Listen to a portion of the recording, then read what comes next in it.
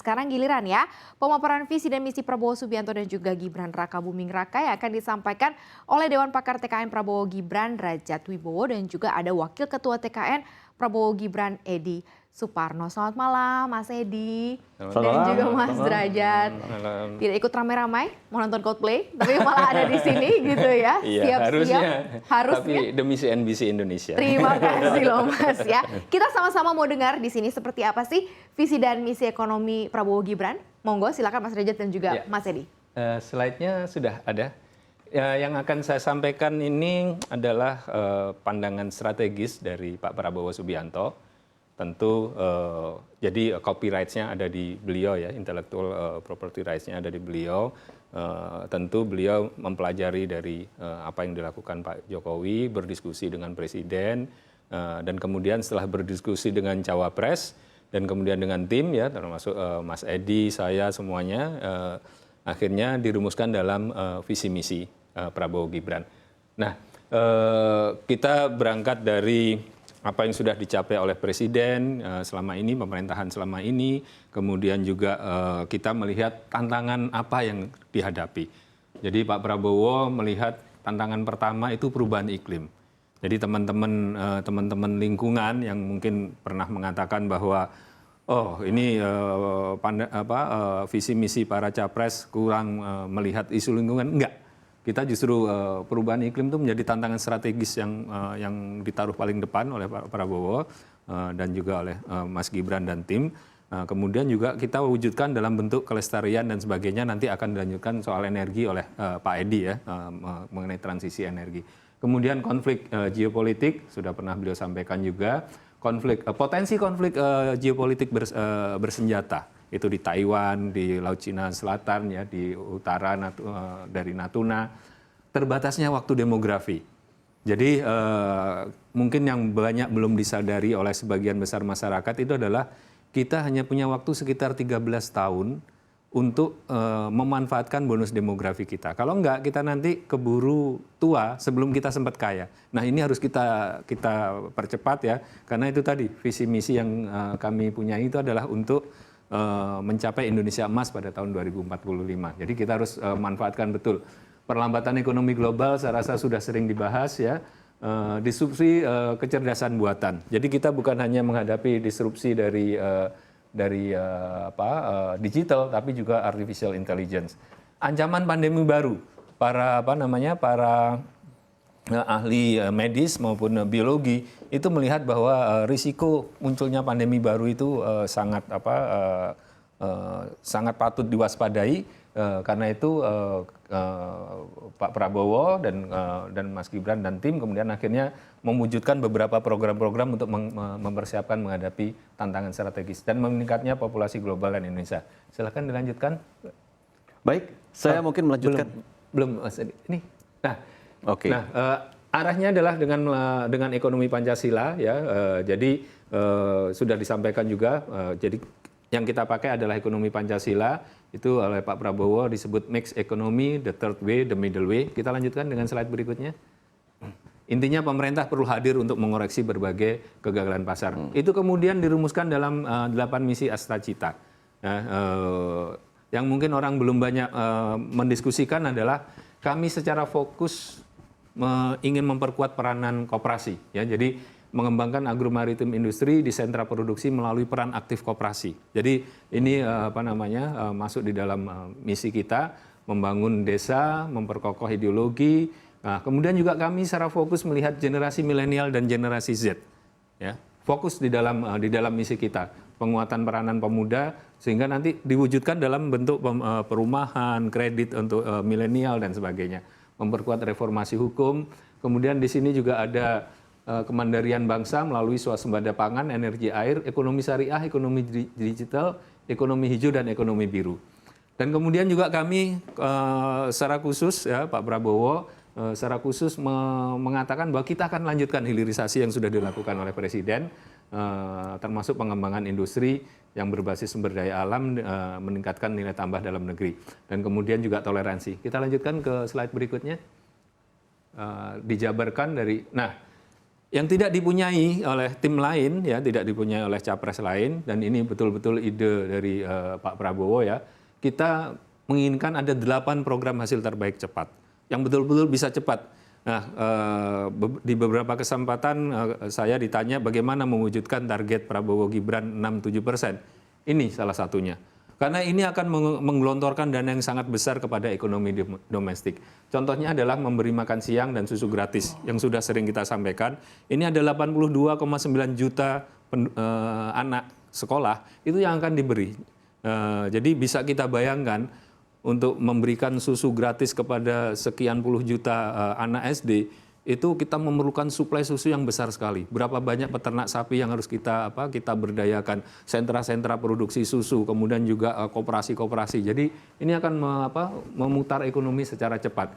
Membangun sekolah-sekolah unggul, ya, TBC, rumah sakit lengkap, kemudian program kartu-kartu kesejahteraan sosial, ya, kemudian juga rumah murah bersanitasi baik untuk yang membutuhkan, terutama generasi milenial, generasi Z, dan MBR, masyarakat berpenghasilan rendah.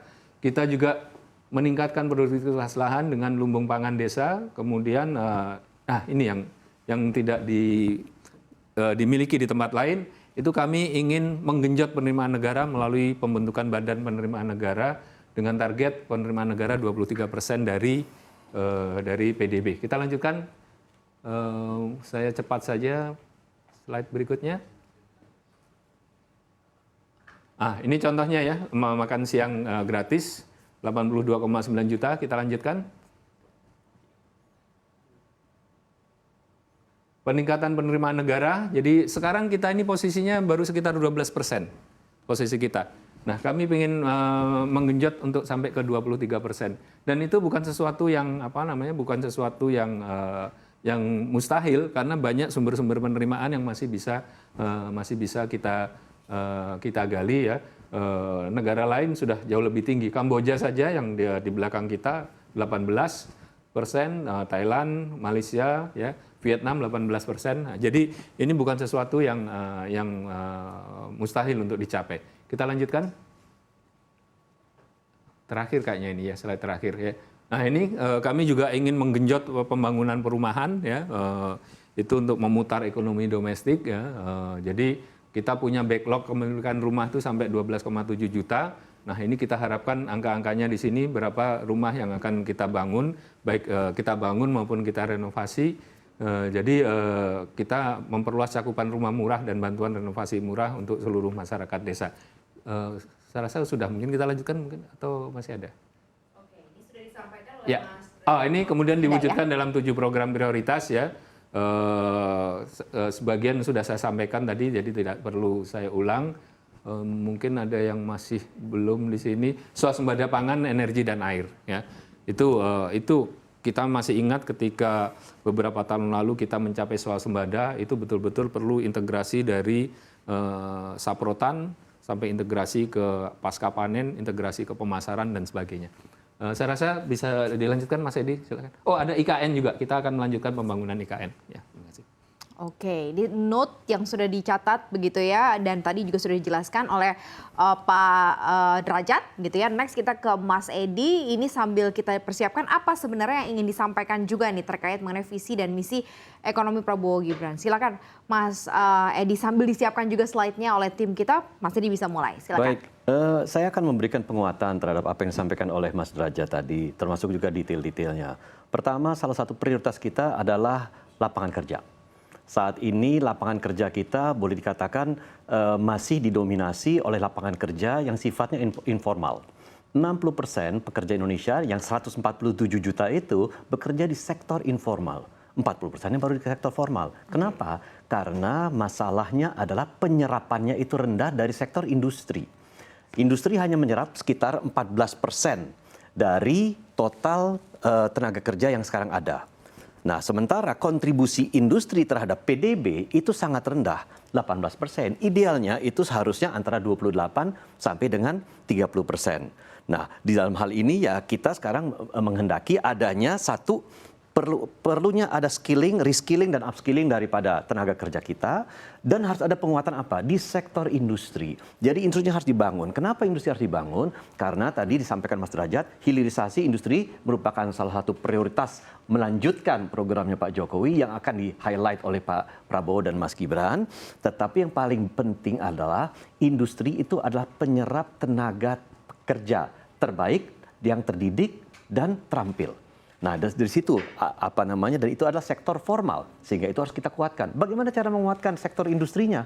Yaitu ya sekarang pertama harus ada affirmative policy dari pemerintah. Salah satu affirmative policy yang menurut saya sangat penting, belanja kementerian dan lembaga yang di tahun akan datang bernilai kurang lebih 1.100 triliun rupiah, itu harus didedikasikan untuk dalam negeri. Kebijakan TKDN harus dikuatkan lagi, supaya apa? Industri dalam negeri tumbuh.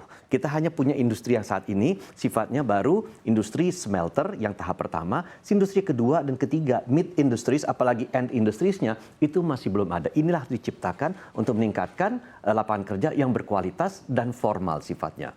Nah, ini perlu penguatan di sektor ini, dan menurut saya kira ini sangat penting dan merupakan salah satu fokus kita supaya hilirisasi industri itu juga tidak serta-merta hanya mementingkan industri yang padat modal, tetapi harus padat karya. Nah, itu salah satunya. Investasi padat karya, salah satu yang dilakukan secara berhasil oleh Pak Jokowi adalah investasi di sektor infrastruktur. Next. Nah, ini yang tadi saya sampaikan, bahwa perlu adanya affirmative policy karena ada 1.100 triliun belanja APBN, dan TKDN dalam hal ini harus dikeluarkan. Jangan sampai kita kemudian kalah bersaing. Investor itu punya opsi untuk berinvestasi di mana-mana. Jangan sampai kita kalah bersaing dengan Vietnam, Thailand, Kamboja, dan Laos. Bahkan ironisnya saat ini negara-negara tetangga kita itu saking banyaknya investasi di sektor industri yang masuk, mereka hampir kekurangan tenaga kerja. Nah, inilah yang harus kita berkompetisi ketat dengan negara-negara tersebut. Next. Menguatkan apa yang disampaikan oleh Mas Derajat, kita bicara pendirian Badan Penerima Negara. Jadi kita akan maksimalisasi pendapatan pajak, PNBP dan hibah. Targetnya kenaikan tax ratio itu yang realistis adalah kurang lebih 0,5 sampai 0,6% per tahun jika kita menjalankan amanat undang-undang yang sekarang sudah ada. Tidak perlu reinvent the wheel untuk mencari sumbernya dari mana. Dan saat ini ya kita lihat, kalau saja dengan asumsi PDB Indonesia 21 triliun, kenaikan 1% saja dari tax ratio kita, itu sudah 210 triliun. Berapa banyak yang bisa kita biayai dari APBN kita untuk bisa dengan adanya kenaikan tax ratio tersebut. Berikutnya. Nah, selain kita meningkatkan pendapatan negara, kita juga akan mencegah kebocoran APBN. Itu jangan hanya sekarang meningkatkan saja, tapi yang bocor kita biarkan. Ini yang salah satunya yang kita akan fokuskan. Satu, kita akan mereduksi secara drastis impor energi dan pangan. Artinya apa? Sumber-sumber energi di dalam negeri akan kita kuatkan, terutama energi baru dan terbarukan. Geothermal, surya, air, dan angin. Kemudian kita juga akan perbaiki subsidi salah sasaran. Bansos banyak yang salah sasaran, BLT banyak yang salah sasaran, subsidi BBM, LPG dan solar. Subsidi BBM, LPG, solar dan listrik per tahunnya di tahun 2024 akan datang 350 triliun. Penikmat daripada subsidi BBM, LPG dan solar, 80% orang-orang yang tidak berhak menerimanya. Nah, ini harus kita perbaiki. Artinya apa? Perbaikan basis datanya, kemudian kita akan menyempurnakan peraturan antara lain Perpres 191 tahun 2014 yang mengatur siapa saja yang berhak atas energi subsidi tersebut dan sanksinya apa bagi yang kemudian mengambil dan mengkonsumsinya. Saya kira itu ada berikutnya. Saya kira sudah selesai. Baik.